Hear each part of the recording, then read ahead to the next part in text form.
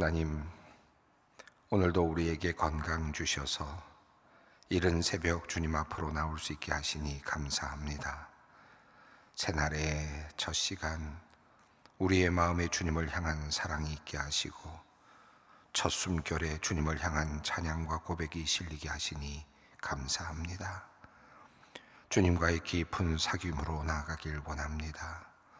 어둑한 길을 한 걸음 한 걸음 내디디며 또한 꽁꽁 언 길을 조심조심 걸으며 주님 앞으로 나왔습니다.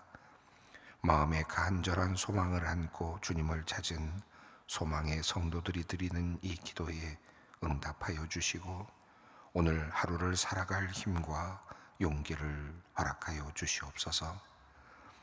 차가운 날씨만큼이나 우리를 둘러싼 상황이 얼어붙어 있습니다. 정치권의 불안한 소식은 계속되고 또 좁혀질 줄 모르는 국민 분열의 현실은 더욱 악화되어 가고 있습니다. 이 나라 안팎에서 들려오는 소식 중에 좋은 소식이라고는 찾을 수가 없을 정도입니다. 그러다 보니 이제는 세상의 일에 관심을 쏟고 싶지 않은 심정도 생겨납니다. 세상이 어려워질수록 어지러워질수록 나라의 일에 참여하기보다는 일신의 안위만을 생각하게 되기도 합니다. 하나님, 우리의 얄팍한 마음을 교정하여 주시고 애국의 마음으로 이 나라를 위해 기도하며 할 수 있는 최선의 일을 다하게 하여 주시옵소서. 하나님, 이 나라의 어지러운 상황을 지배하고 있는 우리 사회의 확증 편향 문제를 주님 앞에 내어놓고 기도합니다. 자기가 옳다고 생각하는 정보만을 수용하고 이를 강화하는 데만 우리 모두가 몰두하고 있는 형편이 되었습니다. 자신의 신념을 절대화하며 다른 사람, 다른 입장에 대해서는 악으로 치부하는 사례들이 계속 늘어나고 있습니다. 한 걸음 더 나아가 개인 미디어가 범람하는 시대 속에서 우리를 유혹하는 편향된 알고리즘은 우리의 생각과 판단을 더욱더 한쪽으로 치우치게 만들고 있습니다. 주님, 우리로 하여금 우리의 불완전함과 부족함을 먼저 볼 수 있도록 우리의 눈을 다시 열어 주시옵소서. 내 눈 안에 있는 들보를 깨닫도록 우리의 마음의 눈도 열어 주시옵소서. 우리의 생각과 마음이 주님의 넓으신 마음을 닮아가게 하여 주시옵소서. 서로 사랑하라는 주님의 말씀이 우리의 마음과 생각을 다스리게 하여 주시옵소서. 남과 여당과 야당, 보수와 진보가 모두 하나님의 권능과 사랑 안에 있음을 깨닫고 서로를 세우며 함께 더불어 살아가는 세상을 만들어 가도록 우리를 이끌어 주시옵소서. 그러하오니 주님, 우리로 느헤미야의 기도를 회복케 하여 주시옵소서. 나라의 어려운 현실을 보며 울며 기도하게 하시고 금식하며 기도하게 하시며 슬퍼하며 탄식하게 하여 주시옵소서. 이 땅의 죄악된 현실을 보며 나 자신의 책임을 통감케 하여 주시옵소서. 내가 할 일이 무엇인지 찾게 하시고 나에게 주시는 사명을 바르게 잘 감당함으로 이 나라를 굳게 세워가는 우리 모두가 되게 하여 주시옵소서. 나라를 위해 기도하지 않은 우리의 죄를 통감합니다. 주님, 이 나라 대한민국을 불쌍히 여겨주시고 이 나라를 구원하여 주시옵소서. 다시 이 나라를 바르게 세워갈 지도자들을 속히 보내주시고 국민의 마음을 안정시키며 자랑스러운 나라 자유민주주의 대한민국을 더욱 견고히 세워나갈 일꾼들을 일으켜 세워 주시옵소서. 지난 1월 7일부터 미국 LA 일대에 발생한 산불 사태로 깊은 충격과 슬픔 가운데 있는 미 서부의 지역민들과 피해를 당한 이들을 긍휼히 여겨 주시옵소서. 일주일째 지속되고 있는 산불로 인하여 광대한 땅이 산불에 휩싸였습니다. 수많은 집과 터전이 불탔습니다. 대략 200조 원 규모의 손실이 발생하였다고 합니다. 화재와 맞서며 끝까지 헌신하는 지역의 소방당국과 응급의료 종사자들을 붙들어 주시고 이웃의 생명을 구하고 추가 피해를 막기 위해 온 힘을 다하는 시민들에게 용기와 사랑과 연대의 마음을 더욱 강하게 하여 주시옵소서. 하루속히 화재가 진압되게 하시고 손실된 환경과 무너진 삶의 터전이 속히 정상으로 복구되도록 역사하여 주시옵소서. 지난해 같은 곳에 때 아닌 홍수가 났습니다마는 올해는 또 산불이 일어났습니다. 자연재해가 더욱 빈번해지는 지구 곳곳의 신음을 들으시고 우리 인류가 하나님의 창조 세계를 온전하게 하기 위한 작은 일부터 함께 힘을 합치도록 지혜를 주시옵소서. 오늘부터 1박 2일간 진행되는 소망부 겨울 수련회를 위해 기도합니다. 위로라는 주제 아래 위로하는 공동체, 연합하는 공동체, 위로 향하는 공동체라는 3번의 집회를 진행합니다. 모든 모임이 하나님 나라를 꿈꾸는 멋진 천국 잔치가 되도록 성령께서 함께하여 주시옵소서.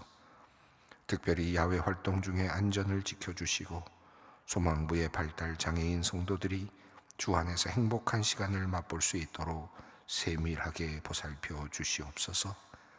섬기기 위해 연차와 휴가로 기꺼이 시간을 내고 마음을 낸 교사들과 자원봉사자들이 있습니다. 부장장로님과 교역자와 임원, 교사, 섬기는 모든 손길들이 주님께서 예비하신 모든 은혜와 기쁨을 마음껏 누리는 시간 되게 하여 주시옵소서. 하나님, 이번 주일 오후 5시에는 장로 선거 제도 개선안에 대한 설명회가 개최됩니다. 소망교회 미래를 세워갈 귀한 일꾼을 세우는 일에 모두가 한 마음이 되게 하시고 원활한 소통과 의견 나눔을 통하여 소망교회에 가장 적합한 장로 선거 제도가 잘 마련되고 시행되도록 역사하여 주시옵소서. 대학부가 에티오피아 해외 비전 트립 일정을 마무리하고 귀국합니다. 모든 길을 주님께서 안전히 지켜주시옵소서. 지금 진행 중인 인도네시아, 필리핀 비전 트립 팀원들과 주님 동행하여 주셔서 이들에게 신앙의 성장이 있게 하시며 복음을 향한 열정이 더욱 강해지게 하여 주시옵소서. 이제 말씀을 듣고자 주님 앞으로 나아갑니다. 하늘의 기쁨으로 채워주시고 새 힘과 용기를 주시옵소서. 우리 주 예수 그리스도의 이름으로 기도 올리옵나이다. 아멘. 오늘의 말씀입니다. 누가복음 9장 10절로 12절 말씀입니다. 누가복음 9장 10절로 12절 말씀 함께 봉독하겠습니다. 사도들이 돌아와 자기들이 행한 모든 것을 예수께 여쭈니 데리시고 따로 벳세다라는 고을로 떠나가셨으나 무리가 알고 따라왔거늘 예수께서 그들을 영접하사 하나님 나라의 일을 이야기하시며 병 고칠 자들은 고치시더라. 날이 저물어가매 12 사도가 나와 여짜오되 무리를 보내어 두루 마을과 촌으로 가서 유하며 먹을 것을 얻게 하소서. 우리가 있는 여기는 빈들이니이다. 지금 우리가 누가복음 9장을 지금 읽어가고 있습니다. 예수님께서 제자들을 선택하시고 가르치시고 또 놀라운 기적을 보여주시고 또 예수님께서 또 제자들과 함께 하시면서 가르치시고 또 놀라운 기적을 보여주시는 그런 큰 흐름을 제가 여러 번 누가복음 읽어가면서 말씀을 드렸습니다. 6장 12절에서 예수님께서 12제자를 선택하신 다음에 그때 예수님께서 선택하실 때 밤이 새도록 하나님께 산에 올라가서 기도하셨다라고 말씀하면서 이제 제자를 선택하시는 장면이 6장에서 시작이 되었습니다. 그리고 나서 제자들을 선택하신 다음에 하늘나라의 비밀을 말씀하셨습니다. 복과 화에 대해서 말씀을 하시고 또 용서에 대해서 말씀하시고 원수 사랑에 대해서 말씀하시고 내 눈에 들어있는 들보를 빼라는 말씀을 하셨습니다. 이것이 제자들에게 주셨던 첫 번째 말씀이었습니다. 그리고 나서 예수님께서는 백부장의 종을 고쳐주시는 사건을 일으키시고 또 나인성으로 가셔서 과부의 아들을 살려내시는 기적을 보여주셨습니다. 이렇게 하나의 큰 덩어리를 이루고 또 있었던 그 이야기는 또다시 8장으로 넘어가면서 예수님께서 이제 또 하늘나라의 복음을 전하시면서 12제자들과 함께 있었다. 그리고 여인들도 함께 있었다라고 말씀하시면서 막달라 마리아 그리고 요한나 수산나의 이야기를 하였습니다. 그리고 나서 또 예수님께서는 또 가르치셨습니다. 예수님께서 가르쳐 주셨던 많은 이야기들이 있었는데 그 중에 비유들이 있었지요. 씨를 뿌리는 자의 비유, 등경 위에 두는 등불의 비유. 그리고 나서 예수님께서는 또 그렇게 가르치신 다음에 또 사건을 보여주셨습니다. 거라사로 가셔서 군대 귀신 들린 자를 또 귀신을 내어 쫓으시고, 그리고 또 혈루증 앓던 여인을 고치시고, 그리고 또 야이로의 딸을 살려내시는 사건을 보여주셨습니다.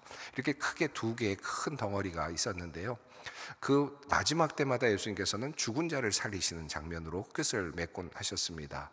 나인성 과부의 아들 고치실 때도 죽은 사람을 고치셨고, 그리고 또 마지막에 야이로의 딸도 역시 죽었다라고 하지만 예수님께서는 잔다라고 말씀하시면서 그를 또 고쳐주셨습니다.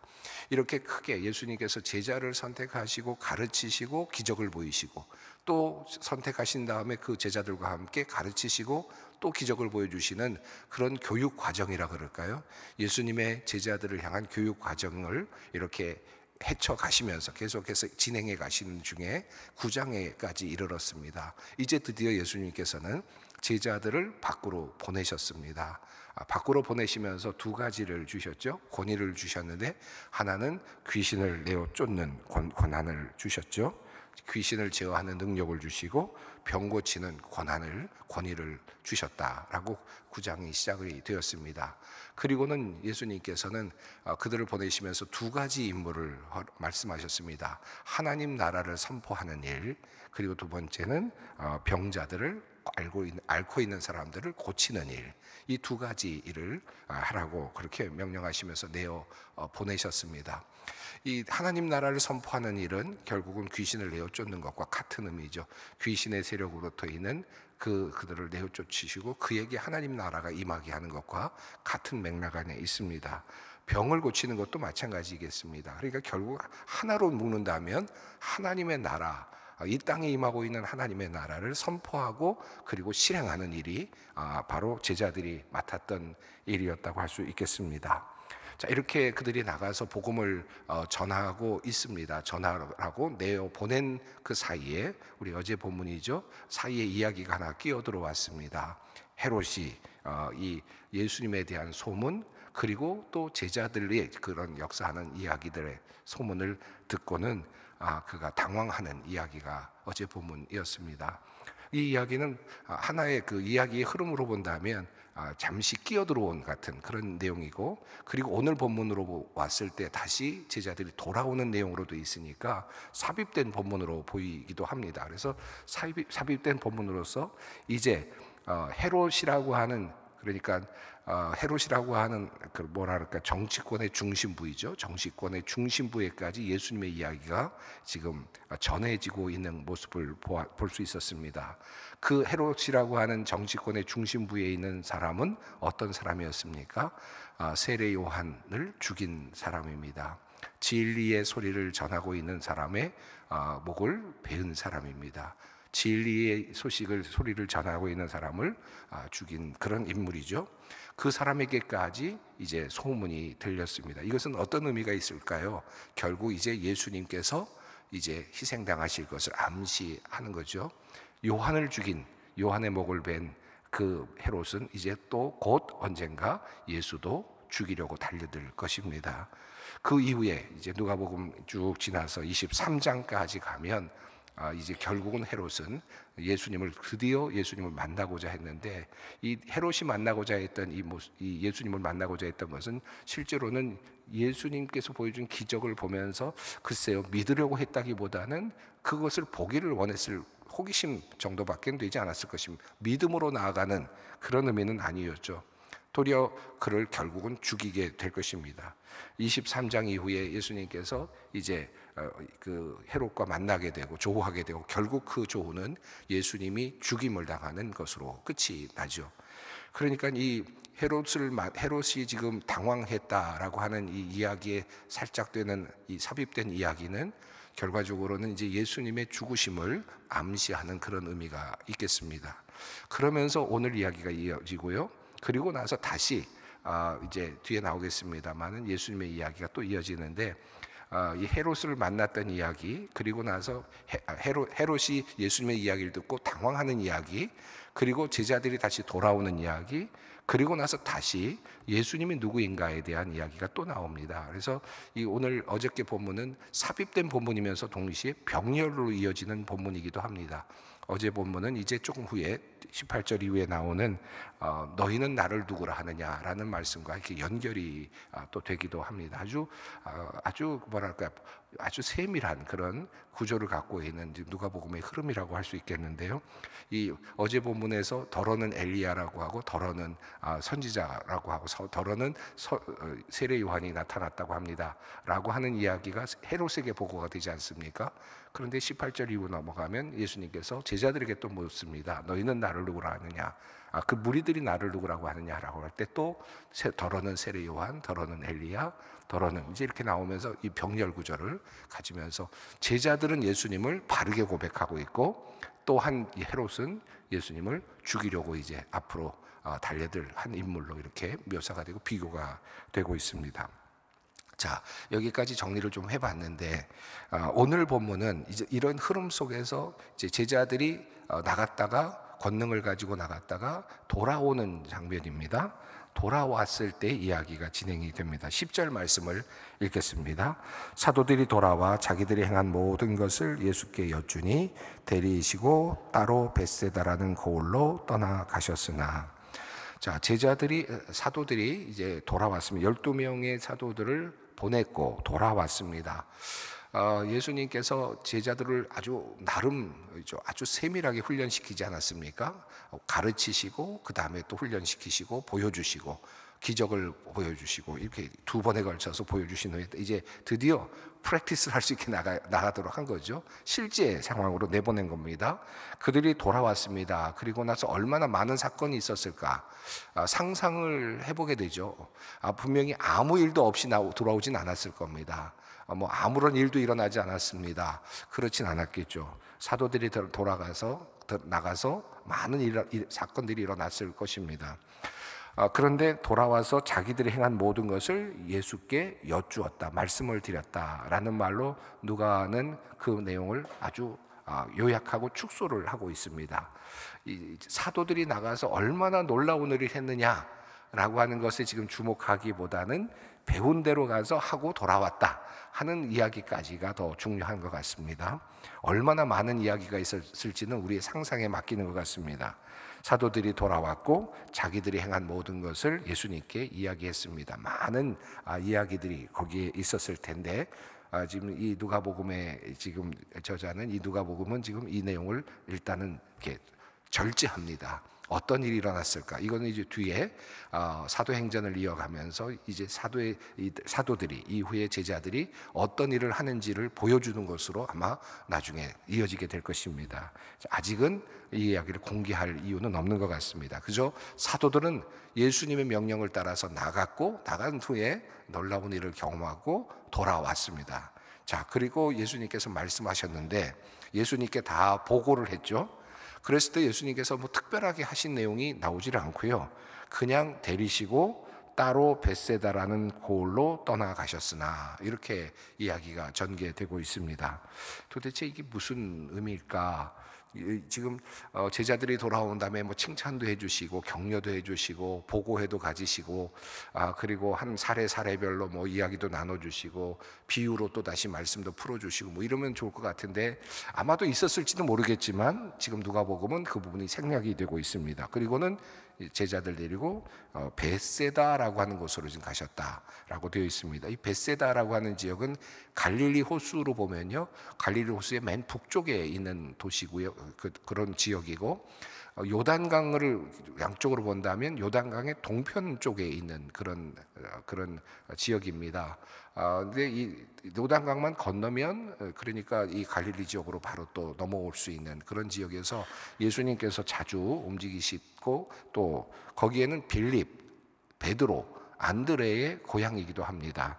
요한복음 1장 44절에 그런 내용이 나오는데 벳세다 사람이 세 사람이 거명이 되고 있습니다. 그러니까 예수님께서는 자주 그쪽에 이렇게 움직이시면서 또 복음도 전파하셨을 것 같은데 왜 벳세다라는 말씀이 여기서 나왔을까를 생각해 보는데 이 벳세다 지역은 요단강 동쪽으로 이렇게 해당이 되기 때문에 이 지역은 헤롯 빌립이 통치하고 있는 곳입니다. 분봉한 빌립의 통치 지역입니다. 그러니까 헤롯이 지금 이야기를 들었고 헤롯이 지금 그를 만나고자 하는 보고자 하는 그런 내용과 연결되면서 예수님께서는 지금 헤롯의 통치 지역을 벗어나는 겁니다. 벗어나면서 벳세다로 가고 계시는 그런 내용입니다. 그러니까 지금 예수님께서 지금 그 위험한 상황에 처할 수도 있는 상황이죠. 헤롯은 지금 알고자 하지만 결국은 죽이고자 할 겁니다. 그런 존재입니다. 박해하는 존재고 예수를 죽일 존재입니다. 그런데 예수님께서 아직도 할 일이 남으신 거죠.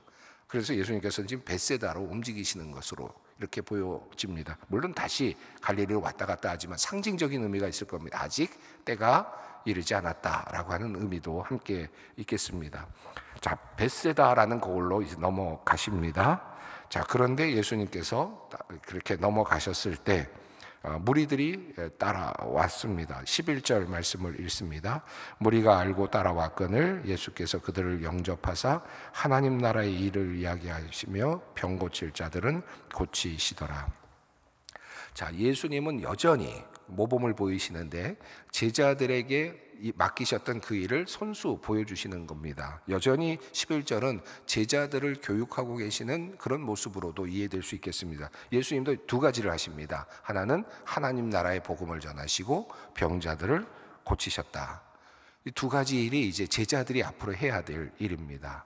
자, 제자들은 이제 앞으로 두 가지 큰 일을 맡게 됩니다. 예수님이 이제 순환당하시고 돌아가시고 부활하신 후에 승천하신 다음에 예수님의 그 일을 이어갈 제자들은 이제 훈련을 받아가고 있고 그 일 중에 매우 중요한 일은 하나님 나라를 선포하는 일과 병을 고치는 일, 그러니까 묶인 자들을 풀어주는 일, 이 일을 해야 합니다. 그래서 예수님께서는 그 일을 또 벳세다에 가셔서도 또 똑같이 제자들 앞에서 보여주시면서 이제 제자들이 해야 될 일을 손수 모범으로 보여주고 계시죠. 자, 그런데 이야기가 하나 살짝 끼어듭니다. 자, 날이 저물었습니다. 자, 이야기가 시작이 되는데 오늘 12절은 그 이야기의 시작점에 있습니다. 그리고 이어지는 내용은 오병이어의 기적 사건으로 이어집니다. 다음 본문이 이제 바로 그렇게 이어지는데요. 12절 말씀을 읽겠습니다. 날이 저물어가매 12사도가 나와 여짜오되 무리를 보내어 두루 마을과 촌으로 가서 유하며 먹을 것을 얻게 하소서. 우리가 있는 여기는 빈들이니이다. 언제 벳세다로 간 예수님 일행이 빈들까지 갔는지는 정확히 알 수는 없지만 예수님께서 벳세다라는 고을로 가신 후에 약간의 이동이 있었던 것 같고, 그리고 예수님은 지금 마을이 가까이 있지 않은 그런 곳에, 그래서 조금 가야만 마을이 있는 그런 곳에 지금 있는 것 같습니다. 그래서 말하기를 제자들은 이곳은 빈들입니다라고 이렇게 이야기를 합니다. 이건 상징적인 의미도 있는 것 같아요. 모세가 광야에서 이 하나님의 은혜를 통해서 만나를 먹였던 것 같은 이제 그 내용을 암시하고자 하는 의미도 있는 것 같습니다. 그래서 여기서 빈들입니다라고 하는 이야기를 합니다. 이제 모세가 광야에서 만나를 먹였다면 이제 예수님께서는 이제 이 빈들, 또 다른 광야죠. 광야라고 불려지는 이곳에서 이제 또 백성들을 먹이실 겁니다. 그 이야기가 뒤에 암시되어 있죠. 12명의 제자들과 함께 이제 예수님의 제자들이 예수님의 그 능력 가운데 오병이어의 기적을 베풀게 되죠. 그러면서 이들이 말하기를 뭐라고 말하느냐면 12사도가 나와 여짜오되, 여기도 12사도라는 것이 좀 더 강조되고 있죠. 이제 제자들을 지금 훈련시키고 있는 내용입니다. 여짜오되 무리를 보내어라고 이렇게 되어 있는데, 이 보내어라는 말은 해산한다라고 하는 뜻을 가지고 있는 아폴루오 단어가 사용이 되는데, 여기서는 그냥 해산한다, 그러니까 지금 이 모여 있는 사람들이 예수님의 말씀을 들으려고 모여 있죠. 어떤 목적이 있어서 모여 있습니다. 그런데 그 목적이 그냥 풀어준다는 뜻입니다. 그러니까 그냥 편안하게 놓아준다라는 것이고, 그냥 흩어뜨려서 그냥 편안하게 다들 돌아가게 하자라고 하는 의미의 아폴루고라는 단어가 사용되었습니다. 이들을 그냥 내보냅시다. 그래서 가서 이 지역에 가서 잠을 잘 곳도 찾아야 되고, 그리고 또 먹을 것도 좀 찾아야 되니까 해산을 하십시다라고 하는 이제 그런 것입니다. 뭐 당연한 그런 이제 제자들의 이야기겠죠. 근데 앞서 예수님께서 제자들을 보내실 때는 이 아폴로라는 단어를 사용하지 않았습니다. 예수님께서 그들을 내보내셨잖아요. 여기서도 보내다라는 말이 나오는데, 여기서는 아폴로라는 단어가 사용되는데, 예수님께서 제자들을 내보내실 때는 아포스텔로라는 단어가 사용이 됩니다. 여기서는 목적을 가지고 어떤 임무를 가지고 내보내는, 임무 수행을 위해서 내보내는 그런 의미입니다. 그러니까 예수님께서 제자들을 내보내실 때는 임무를 수행하라고 하는 어떤 목적을 주면서 제자들을 내보내신 것이고, 지금 여기서는 여기 나타나는 여기 아폴로 단어는 그냥 해산시키는, 그냥 목적이 있는 것이 아니라 흐트러뜨리는 그런 의미입니다. 자, 흐트러뜨리라라고 하는 지금 이제 제자들의 이야기에 예수님께서 이제 어떻게 반응하실까? 이 백성들을 그냥 흐트러뜨립시다. 그냥 자유롭게 자기 갈 길 가게 하십시다라고 하는 애들에게 예수님께서 이제 앞으로 무엇을 하실까요? 이제 그들에게 예수님께서 하신 말씀은 이제 다음에 나옵니다만, 너희들이 먹을 것을 주라라고 하는 말씀을 하십니다. 그러면서 이제 제자들이 해야 될 또 다른 임무, 앞으로 사도들이 해야 될 또 다른 임무를 하나 더 추가하십니다.